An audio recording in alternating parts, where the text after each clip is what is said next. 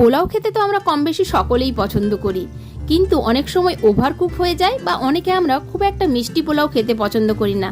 তাই আজকে এই ঝুরঝুরে ঝালঝাল পোলাওয়ের রেসিপিটা কিন্তু একদমই তাদের জন্য। পোলাও বানানোর জন্য আমি এখানে নিয়ে নিয়েছি 1 কিলো গোবিন্দভোগ চাল, যেটা আমি ধুয়ে জল ঝরিয়ে শুকনো করে নিয়েছি। এখানে একটা বাটির মধ্যে কিছুটা ঘি গরম করে তার মধ্যে 1 চামচ হলুদ আর শুকনো লঙ্কার গুঁড়ো গুলে নিয়েছি। এবার এটাকে এই শুকনো চালের মধ্যে দিয়ে বেশ ভালো করে মেখে নেব। এইভাবে করলে কিন্তু চালের কালারটা খুব সুন্দর আসে। খুব আলতো হাতে মেখে নিয়ে এবার আমি এখানে 1 চামচ নুন দিয়ে দিলাম। লবণটা আপনারা কিন্তু আপনাদের স্বাদ মতোই নেবেন। এবার কড়াইতে তেল ও ঘি গরম করে দিয়ে দিলাম তেজপাতা, শুকনো লঙ্কা, লবঙ্গ আর এলাচ।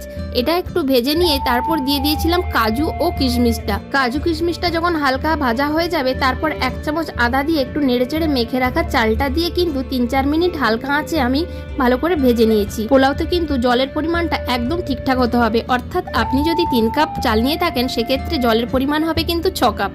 আর যদি চাল পুরনো হয়ে থাকে সেক্ষেত্রে আরও হাফ কাপ জল বেশি নিতে হবে। আর এখানে কয়েকটা চেরা কাঁচা লঙ্কা দিলাম আর 1 চামচ চিনি দিয়ে এবার আমি ঢেকে দিয়ে আঁচ কমিয়ে 10-12 মিনিটের মতো হতে দেব।